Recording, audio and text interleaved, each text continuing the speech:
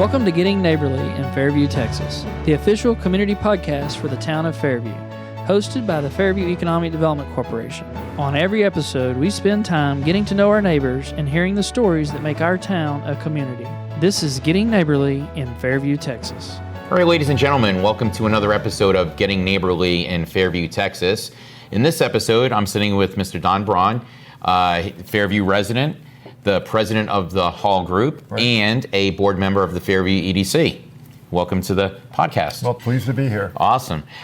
So this is our first time meeting, and we kind of had a little bit of small talk before we started. You heard my name being thrown around, actually hadn't had a chance to meet me. So officially welcome. Pleased to meet you. Thank you. Very nice. Why don't you tell the viewers and the listeners about what your group does, first and foremost. Yeah, so I'm with the Hall Group, first 20-year resident of Fairview. Perfect. So I've been here, from early on for a while. The Hall Group's a Dallas-based company. We do real estate development, so we have a couple very large strategic developments here. We're the developer of Hall Park in Frisco, and we have a large multi-phased project in the Dallas Arts District. We do a number of other things, but as it relates to kind of locally, that's what we do mostly. Well, for somebody that hadn't met you before, knowing that background, it seems like you'd be a perfect person to be on the EDC, just with your business background and obviously with, bringing businesses into town. So tell me a little bit about your history with the EDC. So I've been on the EDC board about 5 years now, I think. And it's been a rewarding experience for me because normally I'm on the other side. I'm the developer, right, going to visit with the EDC boards and the like and talking to them about our plans and working with the city. So it's a really unique perspective to be on the other side of that table, and also to be able to talk about it from the developer perspective to the rest of the EDC board and the city in general. How has being on the board helped you in your business? Like you said, you're going on one side or the other. So now let's reverse it, and now you're the business person dealing with the EDCs, knowing what goes on this side of the fence. How's it helped you in your side? It gives you a little different perspective, primarily because the board is made up of a fairly broad number of people with different backgrounds. And so you do understand that people are coming from this, not from a pure real estate development standpoint or background and sort of the technical aspects that go with that. So you get that general feeling that, hey, this is really just a community folk who are trying to work through this for their benefit, for the community's benefit. So it just gives you a little different angle on how you think about approaching the EDC and the boards from the other side. And you said you're a resident for 20 years. Yeah. I've been working out here for just over 14, wow. So we both can say that we've seen Fairview grow from the dirt up. Right. What is your feeling of how Fairview was 20 years ago to where it is today in 2019?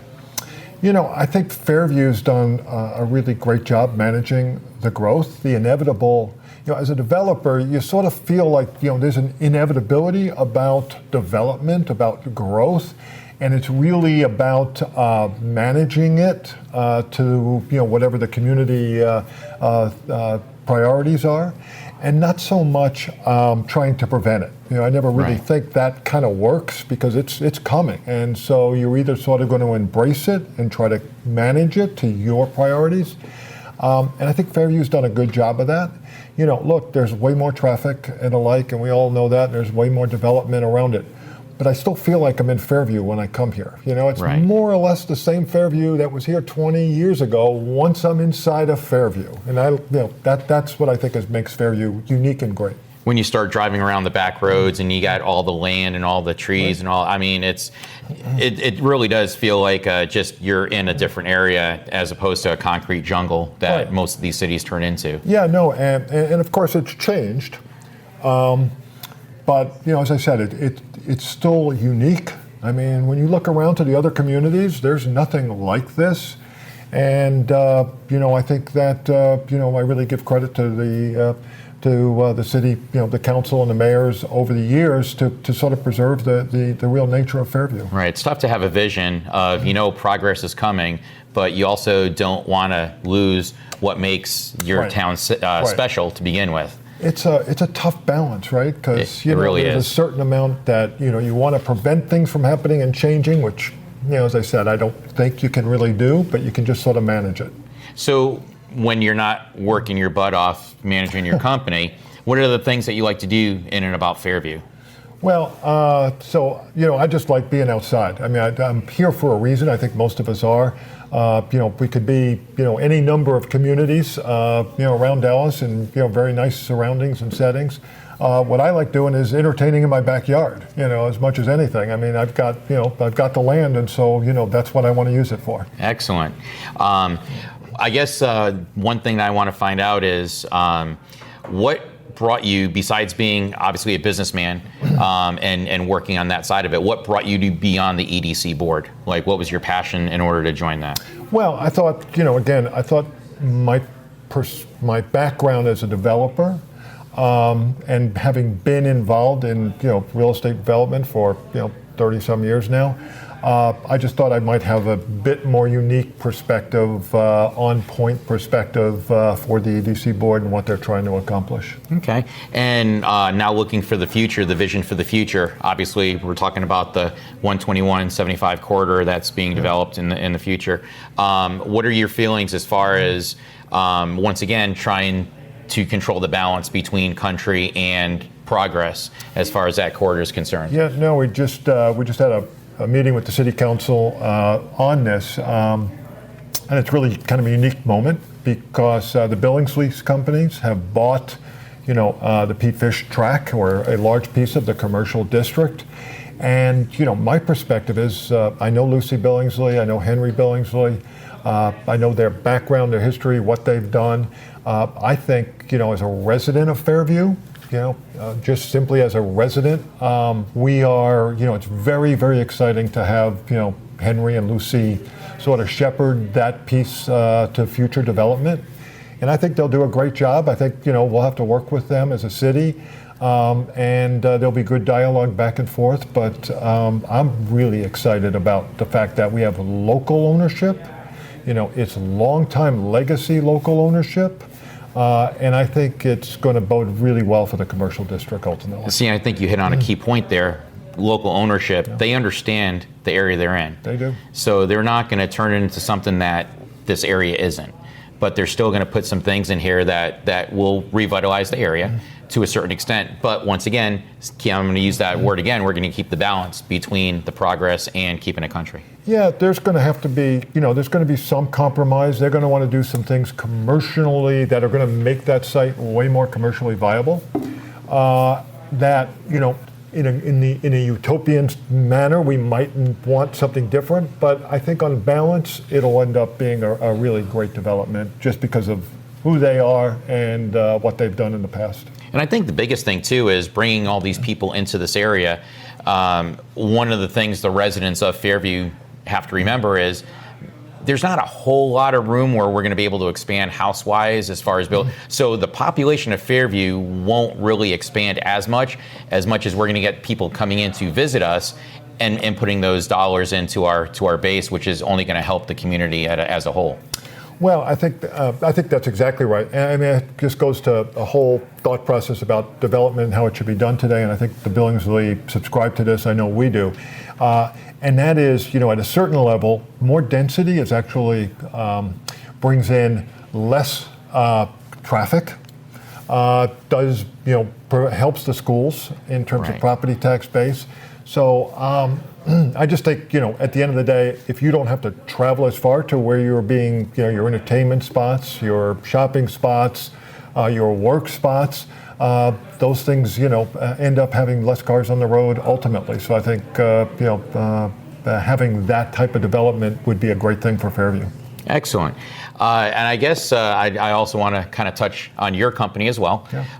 Have a big park in Frisco. Yeah. What are your plans for your company in the future as far as where, are you looking into different cities, or where are you kind of targeting your next?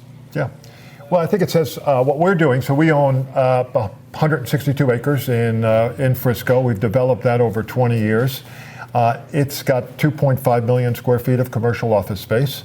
And it's been sort of a leading development in Collin County and Frisco, if you will, over that period of time.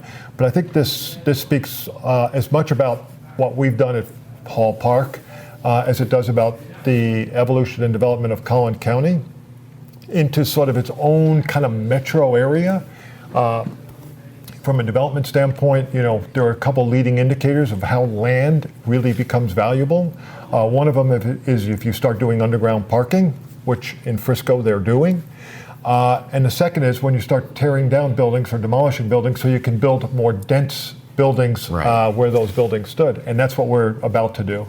We're about to tear down 2 buildings. They're only 12 years old.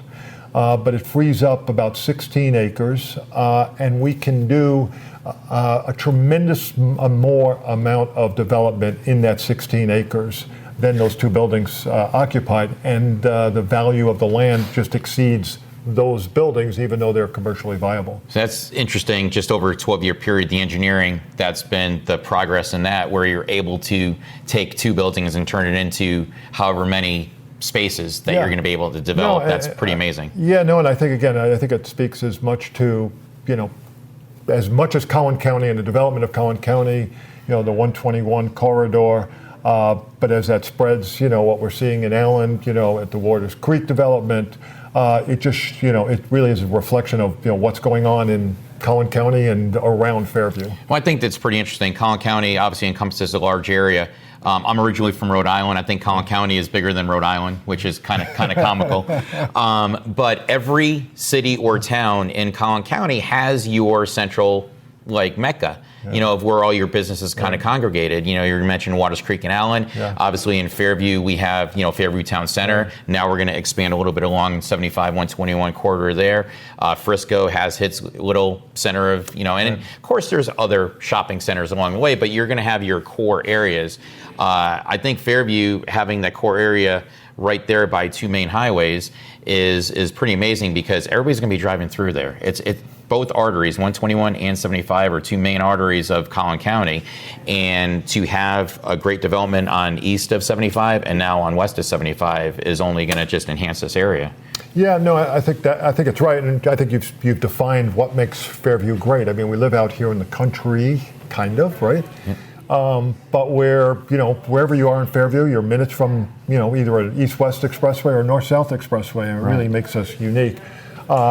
And having those commercial developments on the expressway, again, just limits the traffic that might flow through it to the east side. I mean, there'll be some from the east going to those developments, but I think it really limits the amount of traffic that we'll actually see through Fairview. Perfect.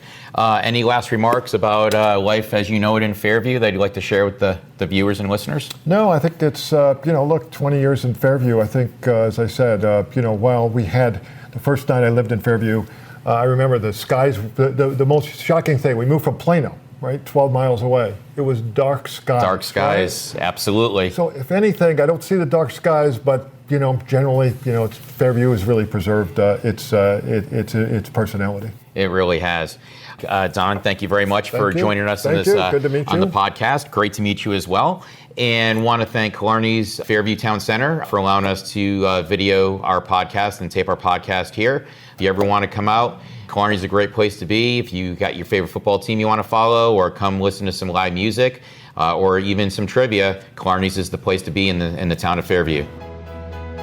Thank you for listening to this episode of Getting Neighborly in Fairview, Texas. If you're a business owner interested in calling Fairview home, contact our office by email at edc@fairviewtexas.org or visit us on the web at fairviewtexasedc.com. And if you're a resident and you know someone we should hear from, nominate them at fairviewtexasedc.com/neighbors.